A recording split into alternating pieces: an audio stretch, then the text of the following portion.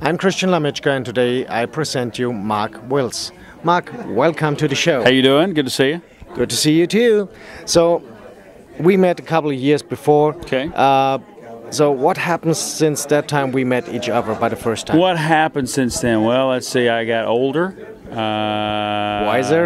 Wiser, skinnier, and been making a record. So maybe I guess that's about it. We've been working in the studio for the last few months.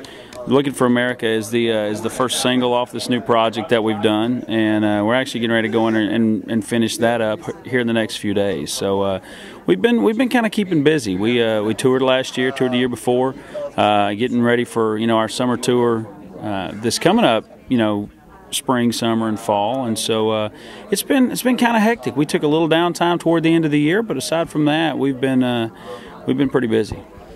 Folks, that you know about what we're talking now is his new single called "Looking for America." Mm-hmm. So, tell us a little bit about the song and how did you find the title for it? Well, I didn't write the song. Bernie Nelson, who's a friend of mine, wrote the song. Before I signed my record deal, I was a demo singer, and Bernie called me one day, and he and I had written songs together in the past, and he says, "Man, I'd love for you to sing this song for me." And I said, "Okay." So I went in, I dropped by the studio. I told them what key I wanted the song done in. They cut the track. I came back. I sang it twice.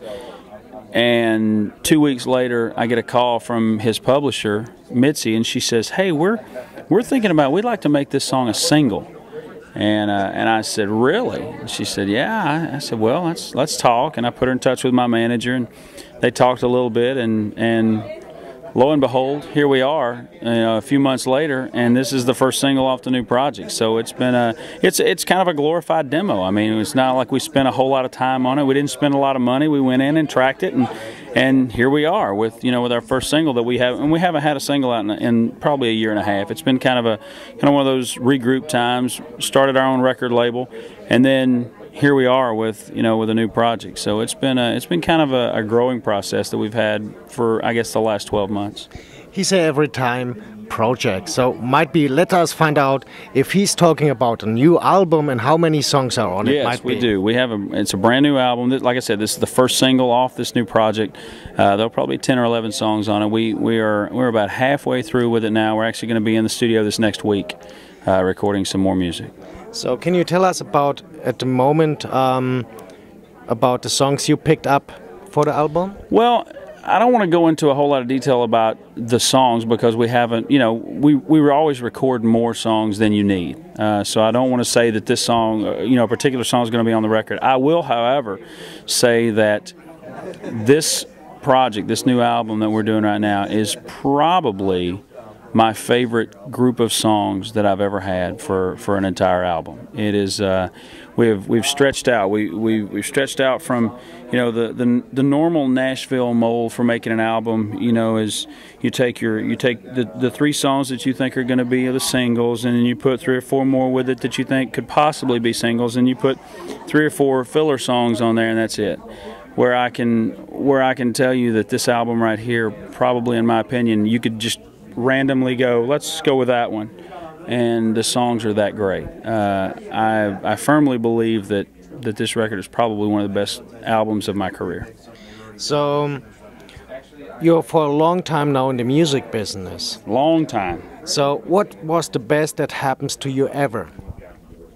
Well, the best thing, I don't know, the best thing that ever happened to me, there's so many different things. I mean, your first gold record, your first platinum record, your first big tour with George. The first big tour we did was with Clay Walker when he was huge, and we toured with George Strait and Tim McGraw and stuff like that. I mean, it's really difficult to narrow it down to one thing. I mean, I will tell you that the 2 biggest things in my life by far are the birth of my 2 daughters.